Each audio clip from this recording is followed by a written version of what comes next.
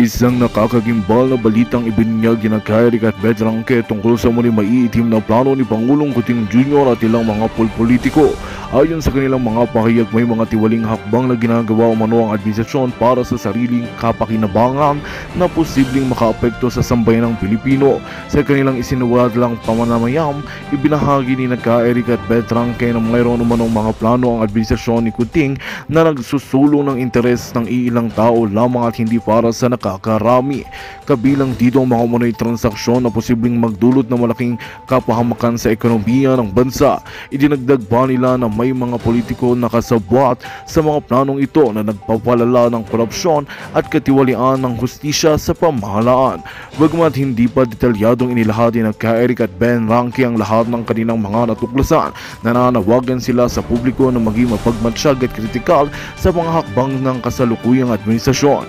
Hinimok din nila ang iba't pang mga lider ng bayan na manindigan para sa kapakanan ng mamamayan at tiyakin ang gobyerno ay maglilingkod ng batas at may malasakit sa taong bayan. Patuloy na umaasa ang sambayan ng Pilipino na lalabas ang katotohanan sa likod ng mga paratang na ito.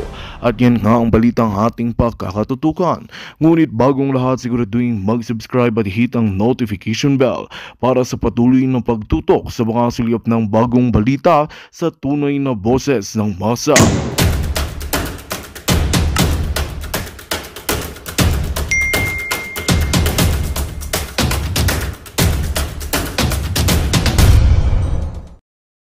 At still, Jeffrey Eric Celis.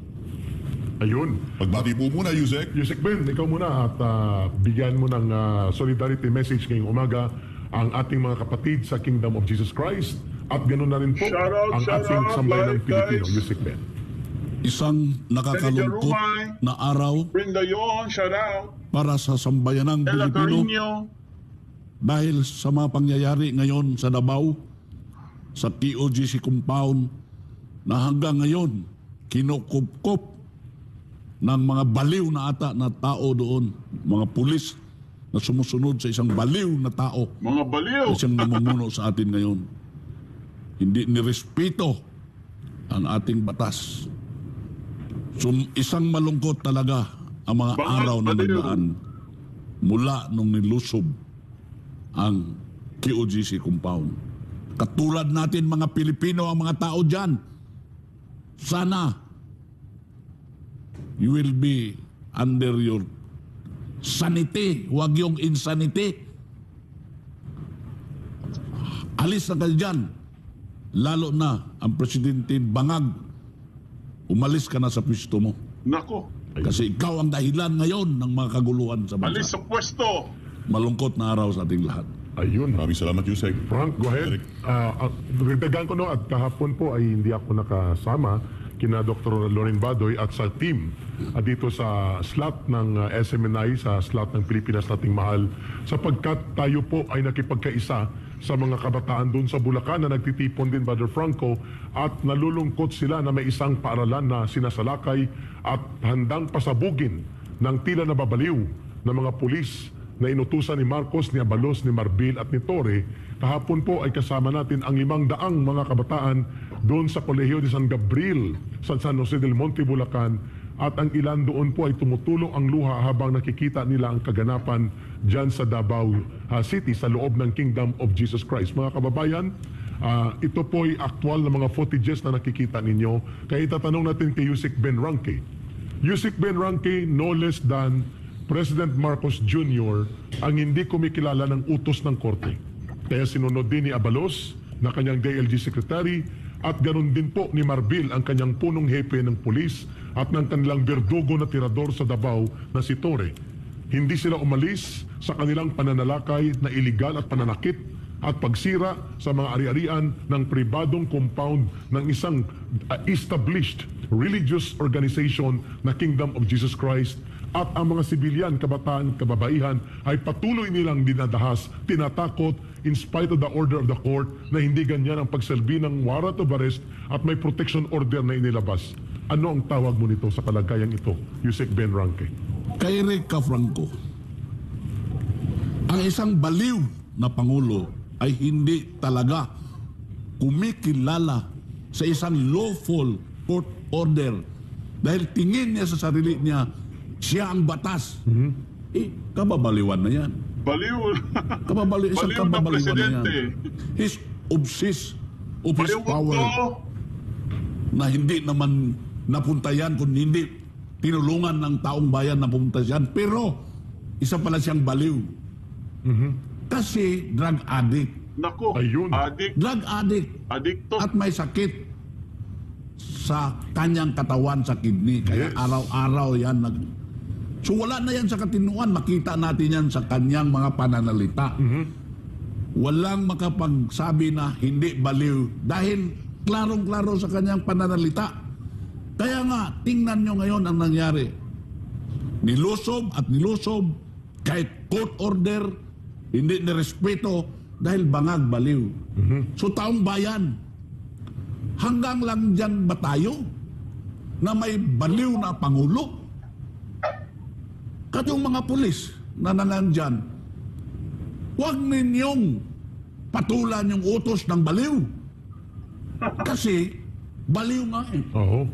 Kung hindi siya baliw, Yusek Ben Ranke, mga Baliw. kababayan, mantakin mong nakikita sa buong daigdig sa loob ng isang linggo na halos, bit-bit ang matataas na armas ng mga pulis na nanakit ng titirgas, naninipa, ng kakaladkad ng mga kabataan, kababaihan at mga hindi armadong sibilyan. Ang sagot niya, politika yan. At saka sabi wala niya, kaming dalang armas. wala na rin armas. Oo, Yusek Hindi Ben. nagtitirgas. Habang ang video, nagsasabi ng totoo, siya nagsasabi ng hindi totoo. O di, ano masabi mo sa kanya? Di ba baliw? So yan ba Pilipinas, Pilipino? Raquel Reyes. Ang isang presidente natin, talagang papalisin na natin yan. Walang kwentang tao. At habang nagsasalita po si Yusek Ben Ranke, Brother Franco, mga kababayan, ginawa na pong war zone, Vivian hindi po Fontanilla, search hello. o warrant of arrest o search ang ginagawa o kubkub. Ginawa na pong war zone ni Marcos, ni Abalos, ni Marbil at ni Torre ang buong Kumusta na si compound, Doma religious Janaba? compound, school compound ng Kingdom of Jesus Christ with almost 5,000 forces. Fully armed ang kalahati nito. Ang iba may mga transyon, tear gas at mga batuta. Using state forces. US forces, state You- forces. State forces. O Ng di, gobyerno. that is already state terrorism. Oo. And because that is a religious compound, that is religious persecution. We agree. O ngayon, mga religious groups, saan kayo?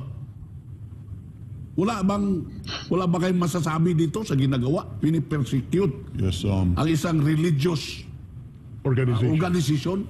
actually, Yusek, pinapasalamatan natin dahil merong ilang mga religious group na nagpahayag ng kanilang statement. Salamat. Right. Yung sa iba. Na talaga naman ina-appreciate natin dahil ito nga, gaya ng ating nabanggit, hindi ito sa KOJC lamang. Ito ay buong sambayan ng Pilipino, lahat ng religious sector. Kami po at kayo po ay nagkakaisa sa isang ipinaglalaban. Ito po yung karapatan po natin. Kaya yung mga pahayag po ng iba't ibang religious group na sumusuporta po sa KOJC at kinokondena ang karahasan ng kapulisan ay nagpapasalamat po kami sa inyo dahil hindi po ito panahon ng walang pakialam. Ito ay panahon ng pagkakaisa ng iba't ibang sektor ng ating lipunan. Agree. Kaya Eric. Tama. Brother Franco, mga kababayan, before namin ibalik sa panawagan ni Yusek Ben Ranke, ang taong bayan ay sumasang-ayon po sa inyong pananaw na ang nangyayari ngayon na tuloy-tuloy na pananakit, paglusob at pag-atake at pang-aagaw sa compound ng Kingdom of Jesus Christ at ilang daan na ang nasasaktan at ilang daan na ang nakararanas ng takot at karahasan. Mga kababayan, tawag ni Yusek Ben Ranke ay, by the way, sa hindi nakakakilala kay former Yusek Ben Ranke, siya po ay dating Undersecretary sa Department of Energy sa panahon po ni former President Rodrigo Duterte. Ang tawag po ninyo, state terrorism, religious persecution due to the madness Of a president. Marcos government. Madness yan. Madness. Kabaliwan. Kabaliwan. Dapat nasa loob ng Mandaluyong na yan. Sama si Abalos, si Marbil, Kasi, si Tori. bakit? Hindi ito gawain ng simpleng isang tao lang na ang gusto mo lang politika. Kung hindi malalim ang diferensya sa iyong pag-iisip, Malalim. hindi mo kakayanin gawin sa sarili mong mamamayan ito. Tama po ba? Tama. Kasi ito, Meron kasing mga interesado din mga kasamahan ni Bongbong Marcos dyan. Bakit gusto nilang agawin ang KOJC compound? Di ba? Nandun yung mga facilities na makikita natin magaganda. Ang pamumuhay ng mga tao sa loob, magaganda. So, obsessed. At babanggitin ko dito sinong obsessed dyan. Sige. Si Lisa Marcos at si Tambaloslos. Bakit? Dahil ito, meron silang narinig na kayamanan daw sa loob. Kaya nga ang binadala nila dyan, mga metal detector. Na ginagamit sa mining. Ginagamit sa mining kasi miner yan sila eh. Oo, tama They ka. control the mining industry now in the Philippines. Yes, si Martin Romualdez at si Lisa. Romualdez. At saka yung ano At ni... si Lisa.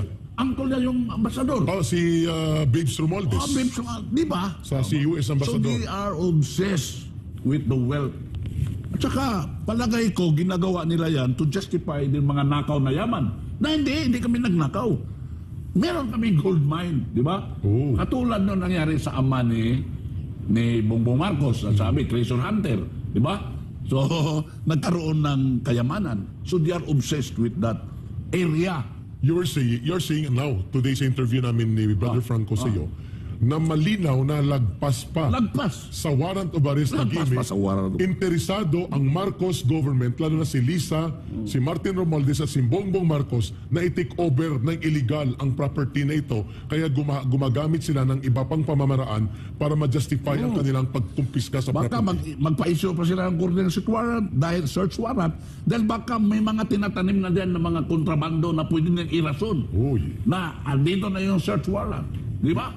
which is not far-fetched to happen. O kasi baliw eh. Baliw. May punto ka. Subalit Frank, I'll read this one Yes. na message mula sa mga educators, retired educators and school executives sa Davao City at paligid ng Davao. At sila ay nananawagan ngayon na itigil ang pagwasak sa school building Tama. and facilities ng Jose Marie College sapagkat anuman ang layunin ng warrant of arrest, hindi po iminamando ng korte o ng layunin ng warrant of arrest na mangwasak ng mga buildings at properties. Isang linggo na pong walang pasok ang mga kabataan dito. How do you react to this call now ng mga retired professors, academicians, and school executives dito sa nagaganap na kawalang respeto sa kapakanan at kaligtasan ng mga kabataan at mag-aaral ng Jose Marie College Foundation na ngayon ay balak wasakin ng mga puwersa ng pulis ni Marcos at ni Abalos? Yung lugar na yan ay paaralan. Diyan natuto ang kabataan. Na-educate yung kabataan tapos sirain nila. So that is an affront to our educational system also. Because sisirain mo yung mga building na paaralan ng mga bata. Tama? Di ba? So, trabaho ba yan na isang matino na tao? Hindi. Trabaho yan na isang baliw na presidente. Trabaho yan na isang hindi matino na presidente. Di ba? Mag-isip kayo. Mga human rights lawyers, mga human rights advocates, saan kayo? Bakit hindi kayo nagsasalita? Saan na yung konsensya ninyo? Ang masakalap dyan, Yusik Beno, ang Commission on Human Rights ay tila iba ang kanilang side ng story sa kasalukuyan nangyayari ngayon. Ang kanilang ginagamit Great, Frank. is ang mga statement na inilalabas ng Philippine National Police. Kung saan ang inilalabas ng Philippine National Police ay talaga namang wala akong masasabi, kundi puro kasinungalingan. Kung saan yung isa sa kanilang statement patungkol sa human trafficking ay talaga naman sinampal sila harap-harapan sa kanilang kasinungalingan dahil mismo ang mga biktima na kanilang sinasabi ay nagpatotoo at pinasinungalingan ang ginawa ng Philippine National Police. Siya mismo, yung mga ginamit ng Philippine National Police para magsabi na mayroon daw human trafficking ay nag-testify sa harapan ng milyong-milyong Pilipino at sinabi na sinungaling ang Philippine National Police at patuloy pa rin na ginagamit. Ito yung ginamit ang isang manggagawa ng KOJC, Mama Jenny Lynn. Jeneline Bingil. Hindi niya lubos akalain na bibit-bitin siya dadalhin siya sa Camp Katitipan, kung di ako nagkakamali ka, Eric. Oo, tama, Katitipan. At gagamitin yung presko na yon sa isang uri ng propaganda para lasunin ang mainstream media at yung buong Pilipino sa isang malaking kasinungalingan. Na right away, yun po ang ginagamit. Huwag pong magagalit sa atin ang mainstream media.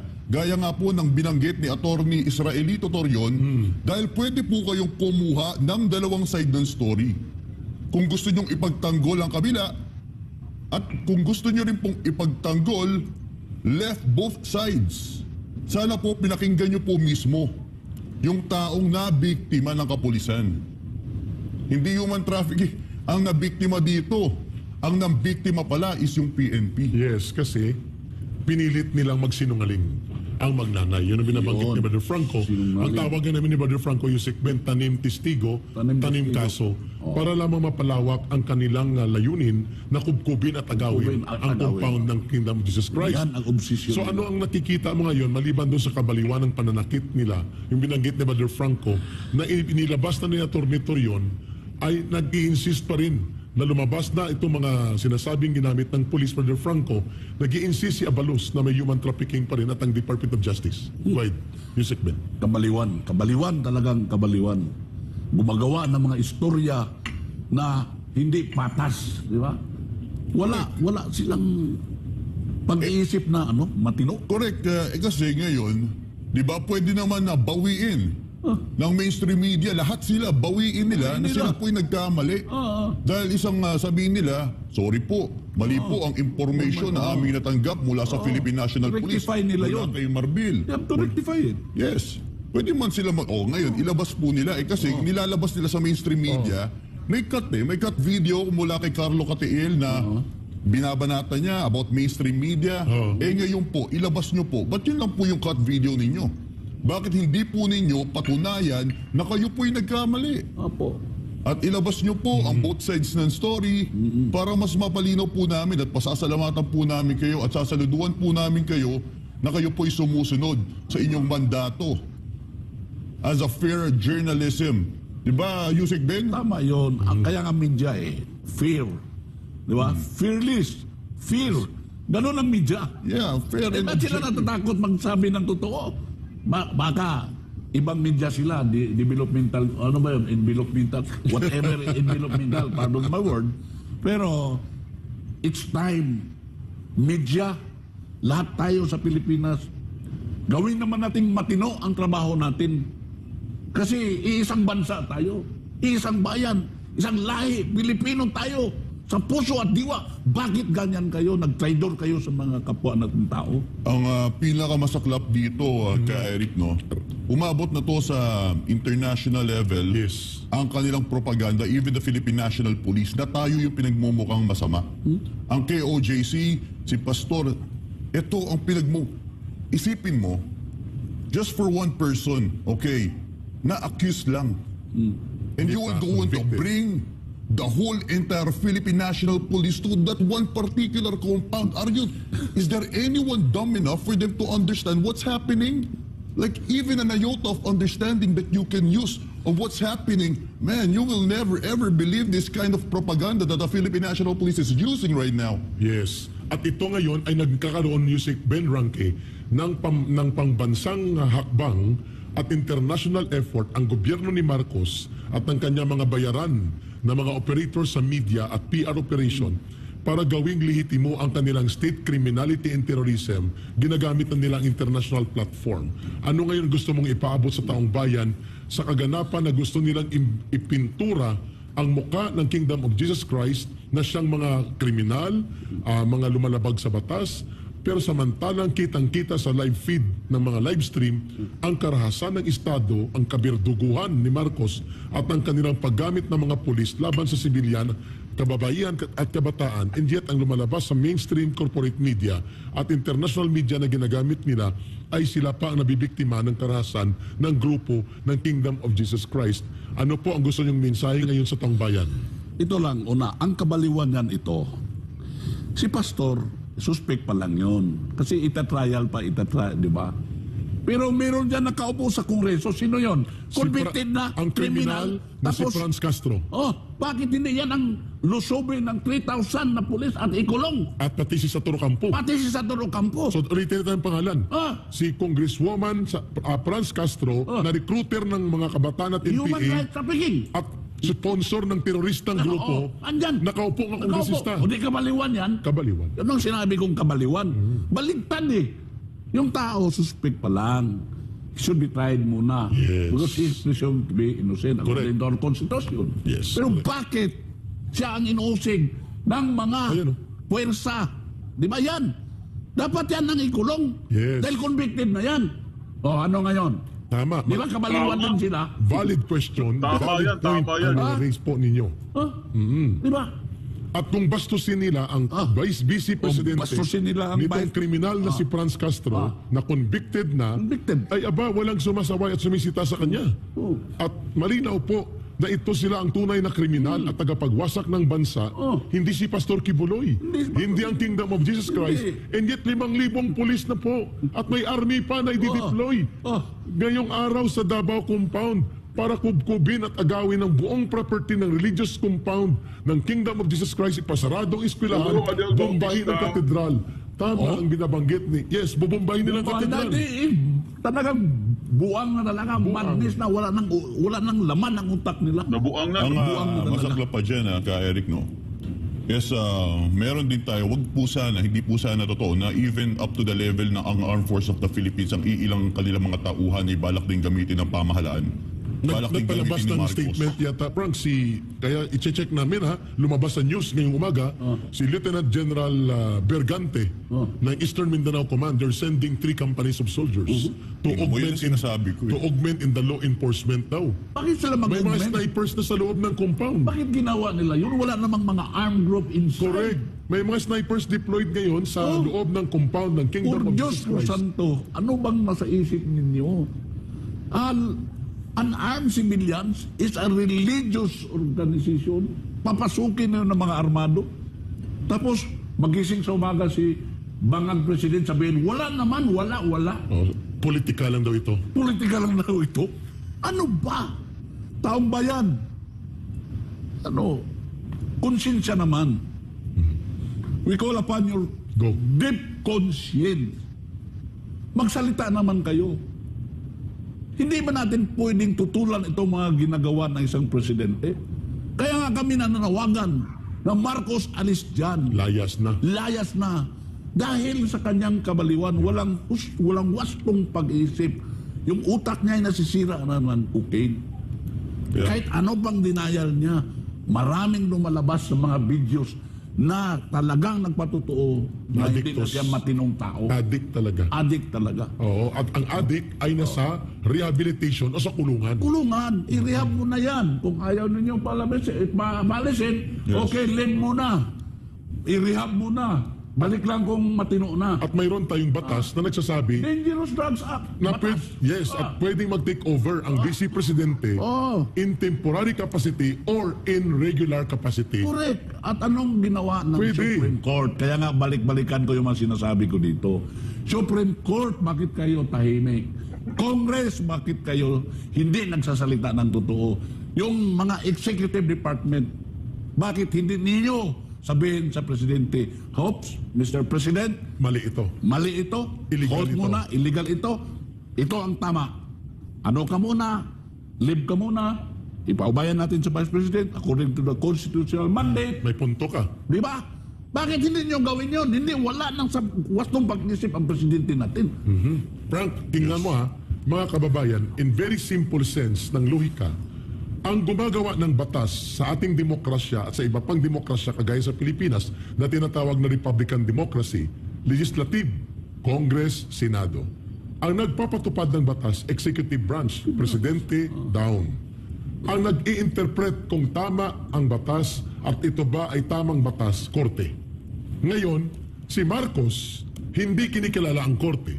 Ang kanyang Secretary of the ILJ mas maalam pa sa Korte Ang kanyang mga polis na berdugo na ang kanyang general, na berdugo number 1 si Marbil at number 2 na berdugo na si Torre, mas maalam pa sa judge.